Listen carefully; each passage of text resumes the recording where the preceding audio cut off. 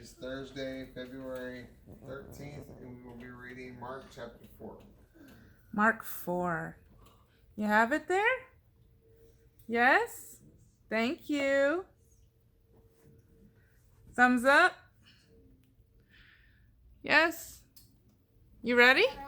You have it, Gabriel? You ready? Matthew's ready? Okay.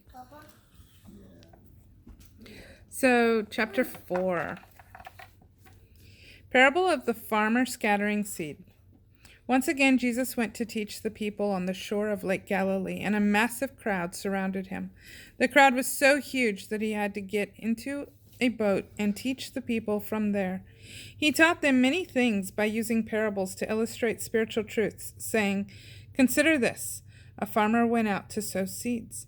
As he cast his seeds, some of it fell along the beaten path, and soon the birds came and ate it. Other seeds fell onto gravel with no topsoil, and the seeds quickly sprouted since the soil had no depth. But when the days grew hot, the sprouts were scorched and withered because they had insufficient roots. Other seeds fell along the thorns. So when the seeds sprouted, so did the thorns, crowding out the young plants so that they could produce no grain.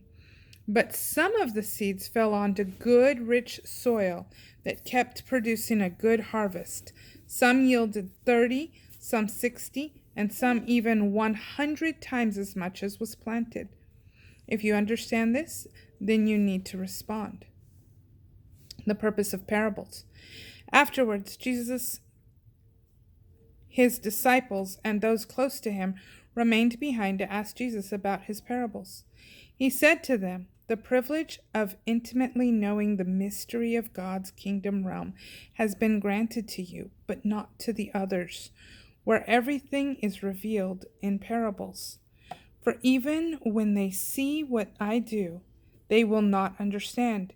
And when they hear what I say, they will learn nothing. Otherwise, they would repent and be forgiven." Then he said to them, "If you don't understand this parable, how will you understand any parable? Let me explain. The farmer sows the word as seed, and what falls on the beaten path represents those who hear the word, but immediately Satan appears and snatches it from their hearts. The seed sown on gravel represents those who hear the word and receive it joyfully, but because their hearts fail to sink a deep root into the word, they don't endure for long. And when trouble or persecution comes on account of the word, they immediately wilt and fall away. And the seed sown among thorns represents those who hear the word, but they allow the cares of this world and the seduction of wealth and the desire for other things to crowd out and choke the word so that it produces nothing. But the seed sown on good soil represents those who open their hearts to receive the word, and their lives bear good fruit. Some yield a harvest of 30, 60, even 100 times more than was sown."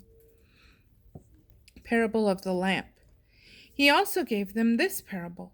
"No one lights a lamp only to place it under a basket or under the bed. It is meant to be placed on a lampstand. For there is nothing that is hidden that won't be disclosed, and there is no secret that won't be brought out into the light. If you understand what I'm saying, you need to respond." Then he said to them, "Be diligent to understand the meaning behind everything you hear. For if you do, more understanding will be given to you. And according to the depth of your longing to understand, much more will be added to you. For those who listen with open hearts will receive more revelation. But those who don't listen with open hearts will lose what little they think they have." Parable of the growing seed. Jesus also told them this parable. God's kingdom realm is like someone spreading seed on the ground. He goes to bed and gets up day after day, and the seed sprouts and grows tall, though he knows not how. All by itself it sprouts, and the soil produces a crop. First the green stem, then the head on the stalk, and then the fully developed grain in the head. Then, when the grain is ripe, he immediately puts the sickle to the grain, because harvest time has come. Parable of the tiny mustard seed. And he told them this parable. How can I describe God's kingdom realm? Let me illustrate it with this parable.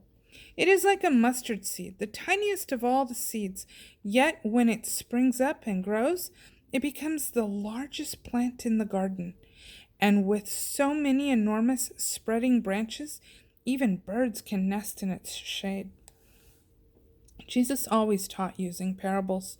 Jesus used many parables, such as these, as he taught the people, and they learned according to their ability to understand. He never spoke to them without using parables, but would wait until they were alone before he explained their meanings to his disciples. Jesus stills the storm.